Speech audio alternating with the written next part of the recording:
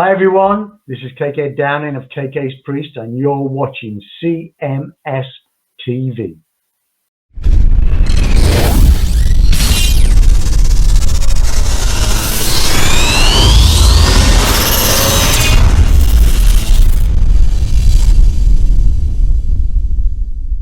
Well, here's another one that will just drive you nuts. Okay. And I sent you something in your email so you could look at it. Just the picture is what I'm. Oh, she's stunning. All you want's the picture? Yeah, that's all. Okay. So some people, one of the most popular shows on HBO back in the early part of the 2000s, this was when HBO kind of ruled the airwaves with Sopranos and Sex and the City. Those were the two most dominant shows on HBO at the time, I think. Isn't there a new Sex in the City too? Like, no, I have no idea. Like, But there's something. But it was a very hot show. A lot. I think they kind of ran about the same time, right? Mm-hmm. Sex in the City and Sopranos. Yeah. Mm-hmm. HBO was on a real trajectory at that time because they had two very, very hot shows that people, had to tune into every week. Mm-hmm. Well, anyway, Cynthia Nixon, who is, the ugly girl in the show.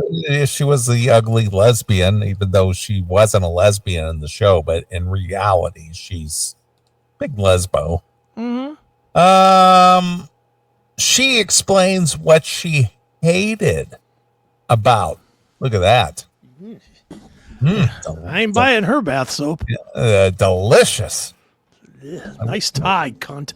I wish she would take a bath so I could drink her bath water. And die.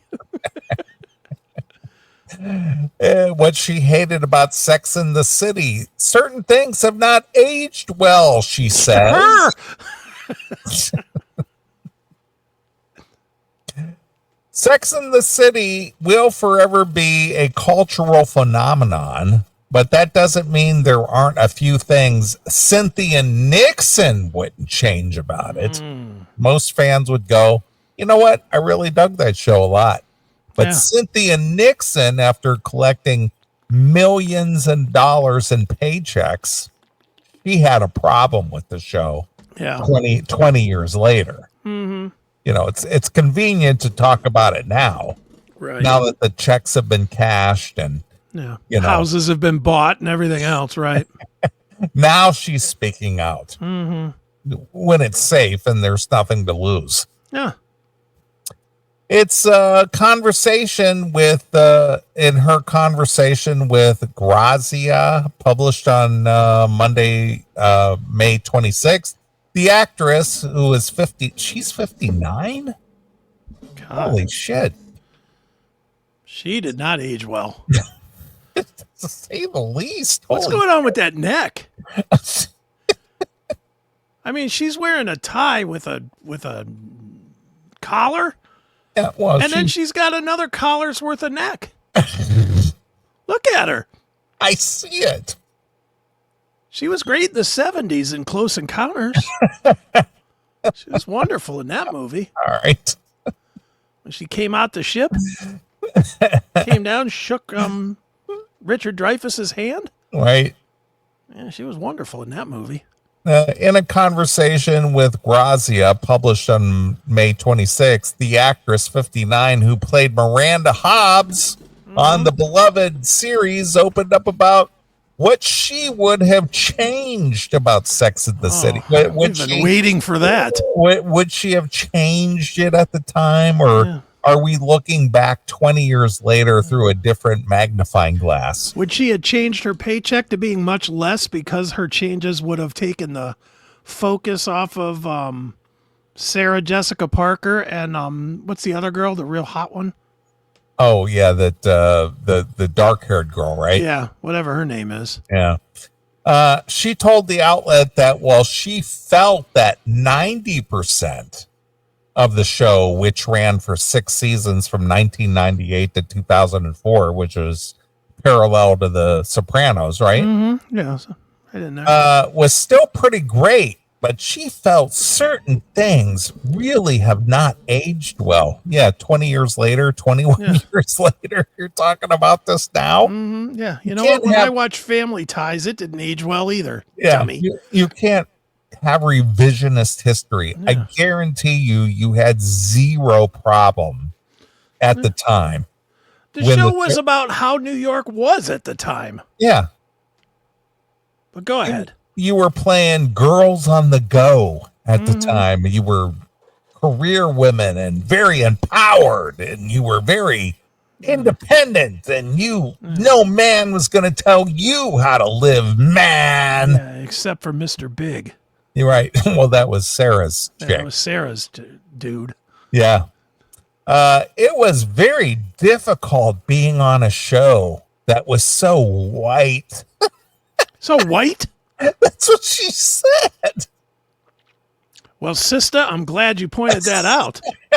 I guarantee you she did not have those thoughts back then. No, she did not. I always hated that. No, you didn't. Did you give back those paychecks? Did you donate your paychecks to Black Lives Matter then? Why don't you give them as reparations, you twat bag? Yeah, I hate this revisionist shit. Oh my God! When we would raise it, we were told this is Candace Bushnell's, the writer of the newspaper's column in 1996 book on which the show was based, World, and it was a very white world. Yeah. I'm like, okay, she said. You weren't concerned about that. Are you shitting me?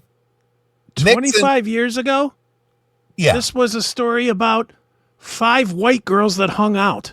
Yeah. In New York. That was the premise. Yeah. You know what? There wasn't a black guy on Friends either. It doesn't mean there weren't any black guys in New York. They just weren't living together. Fucking idiot. Nixon, who was married to her wife, Christine, whatever her name is, also. I bet she's a white girl. I'm sure it is. Some of the trans stuff, some of the gay stuff was a little cringy to look at. As it is in real life. It is. The show, however, will always feel revolutionary for Nixon, regardless of its misses. And it's told Grazia that it's a feminist show. It's always been a feminist show. Fuego, I always thought the show was missing Shanae. I was thinking the same exact thing, Fuego. Exactly. What you have to remember is that we were in our 30s and 40s. Of course, I look at the show now and we look like babies, but being single at that age, at that time, still had kind of a stigma, said Davis. Its central message was unheard of. You could be a woman. You could have a lot of sex with a lot of different people. It didn't make you a slut, and it didn't mean you were using sex to get something you wanted. Wrong. Stop it. Now, I know you've watched the show. Of course. Yes. And I made fun of you, and then I watched the show like the loser that I am, and I ended up liking the show too. So right. I'll come back out and be honest with it. I enjoyed Sex in the City. Yeah. Once I watched it, even after I talked shit. I never even heard, and I'll be honest with you. Mm-hmm. I didn't even know about Sex in the City at all until I moved here. Okay. And my sister was a big fan. Sure. And I was living with my sister at the time, and she would always turn it on. She was, I got to watch Sex in the City. And I was like, what the fuck is that? And so I just sit there and watch it, and I go, okay, yeah, that dark-haired girl, she was pretty hot. Yeah. You know, what was her name? I don't Kristen Davis. Kristen Davis. Yeah, She was kind of hot. Mm-hmm. And it was just kind of a, just a mindless. Sarah Jessica Parker had a pretty rocking body on her ugly face. So it was kind of a kind of a mindless goofy show. And so, yeah, I watched it mostly with my sister. I never kind of like watched it on my own, but because I was living with my sister at the time, I watched it. But let's be honest. Whenever you watched it, what she just said, total farce. We totally, as guys, looked at it as, look at these fucking slutty whores. We did. We did. We didn't look at it going, oh, look at the empowerment of these women. Nobody ever thought that. We were like, you're all whores, and only Kim Cattrall's big enough to admit it. Hey, it's Chris Akin from the Classic Metal Show, Chris Akin Presents, and the Seth Williams Show, straight from the uncensored heart of the CMS network. We've just been crowned a certified Rumble creator, and that means we're bringing the heat. All our shows, commercial free, baby. Advanced episode drops sometimes months before the normal release, so you're not stuck waiting. You'll get all this plus exclusive content for Rumble Premium subscribers that'll blow your mind. And with Rumble Premium, you'll get every CMS Network show and all of Rumble's other videos with no ads and no fluff. This is our official home, Rumble. It's raw, powerful, and unfiltered. You want in? Just hit us up at rumble.com/register/classic metal show to sign up for free commenting, chat live, and just your ability to join the chaos of all of our shows. Then while you're there, swing by any of our videos, smash that Rumble Premium button, and level up. Subscribe now. Don't sleep on this. Hit the link in the description. That's how I looked at that show. How did you look at those women? Well, I didn't look at them as just being empowered women. I was just thought, okay, so these chicks are making a better than average living in New York City. And they were always in flux all the time. They were always having an issue of some kind. They were always chasing new dick. Yeah. Always. I totally looked at them as whores. Yeah. They weren't complete unless they had a man to be attached to. Unless they had somebody squirting that juice in their eyes. Like Sarah Jessica Parker, who was the main focus of the show, the writer, she was always pursuing a new dude. Yeah. It was always a new dude, but the dude in the back of her mind that she always wanted to be with was quote unquote Mr. Big. Mr. Big, Chris Oath. But between her dalliances with Mr. Big, she was always fucking some other dude. Yeah, she threw that pussy around a lot. Yeah, she was always banging some other guy. And the other chicks were always pursuing other guys. Kim Cattrall couldn't go a whole episode without fucking a new guy. Either she was fucking a new guy or she was just basically, diddling herself. Yeah. Admit it, that's what your show was about.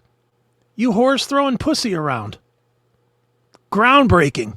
And nobody thought, how come there's not like a big black dude with some big hog railing one of these chicks? Nobody ever thought that. Not once. I remember watching it and going, man, why isn't Lexington Steele in this movie? Why isn't he banging one of these broads? Right. How come these chicks don't date black guys? How come where's the Knicks players? How come they're not in here fucking these whores? Never thought that. Never once. But apparently lesbian Cynthia Nixon had a problem with it. She had no problem collecting those paychecks. Yeah. But now, 20 years later, looking back, it was so white. Well, give it back, Whitey. Yeah. Donate your paycheck to Black Lives Matter or something. Why don't you probably made $5 million off of that show. Give it back. Donate it. Buy a bunch of Dr. Squatch and hand it out to black people. Right. Please, go ahead. Its central message was unheard. You can be a woman. You can have a lot of sex with a lot of different people. It didn't make you a slut, and it didn't mean you were using sex to get something. You were having sex because you enjoyed having sex. Okay. The franchise, which also included theatrical movies, released in 2008 and 2010 would find a new life when its spin-off, and Just Like That premiered in December of 2021 following a successful season. 2, the show was greenlit for a third season, which premiered May 29th.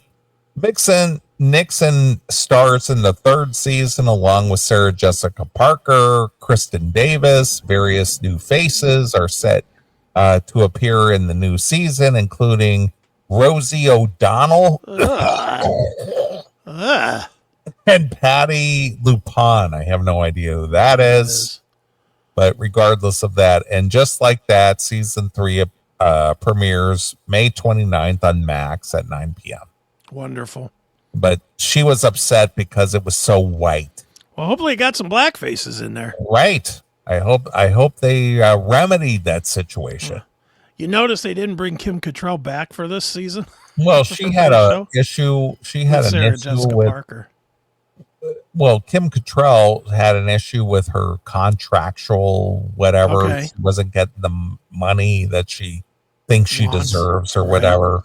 Mm-hmm. So she did not appear in, like, I think the last Sex and the City movie or something, Okay. because negotiations or whatever, she just didn't Right. think she was getting her just due. Right. But regardless of that, Cynthia Nixon, she's standing up for the black man, Good for her. because So brave, so bold. yeah, because she takes so much black dick with she and her, her wife. Well, maybe her dildo's black. Could be. I wonder if her fake pussy's purple. Right. Just wondering. But she accepted those paychecks, though. Yeah, of course. No problem with that. Well, good on her. Thank you for standing up for the oppressed there, Cynthia. Yeah. Well, she was very oppressed. Yeah. She looks like she got her neck pressed. Stretched and pressed. Oh my God. Look at that fucking neck. I know, for 59 years old. Holy shit. Dude, if you shaved her head, it would look like a golf ball on a tee. I gotta be honest with you. I can't even imagine dating a woman that age. Couldn't even imagine what that'd be like. She could deep throat a 2 foot long dick. Look at that neck. How big a dick you think she could take down her throat? Well, I don't think she's taken any dick, to be honest with you, but I'm not saying she has, but no. But I don't know. Good 10 or 12 incher. yeah, I was gonna say. She's there had to be a time at some point she sucked a cock, don't you think? I think that might have been what turned her off. Who knows? Yeah. Gee.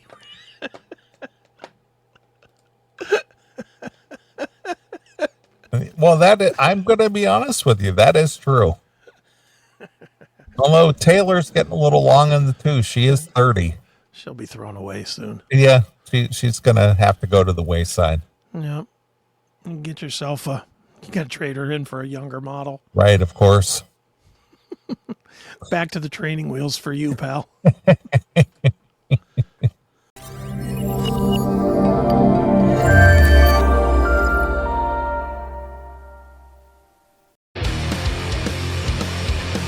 I had an interest in music always. It's always kind of been around me some way, shape, or form. 5 minutes sitting on a drum set, man, change your life. This is the same black guitar that Marty McFly plays in Back to the Future. I love the feeling I get in front of the freaking full stack here, just the vibration, there's something to it. I'm lucky because I do have a little bit of a tap into the Fu Manchu lore, into the Nebula lore. In order to keep things going, you kind of have to like start playing the game a little bit, like the business game. Everybody has to get through a day-to-day, and how do you exist, and how do you get by? As far as getting people to commit to bands, it's tough to keep a lot together these days, for sure. Still sleeping on people's floor, that's still a reality. probably also playing with some of the best people I've ever played with. The creative juices don't stop. It just keeps going. For me, it's just finding a balance of how much time I'm spending with my family versus how much time I'm spending working. It's this validation that what you're doing actually has merit. Obviously, we're a little long in the tooth, and we've been doing this for a minute, and now we can kind of do what we want. We don't need a record company. I'll do it myself. I'll do it the way I want to. Just always be cool. Just be respectful. Those are your people. They're connecting to you on some level, even if they don't look like you. It's got to happen, or else I'll go crazy. Go crazy one way or another. I might as well, not go crazy if I can play music. Maybe one day I'll have a Porsche, but until that day, I'll drive a Chevy. There you go. All right.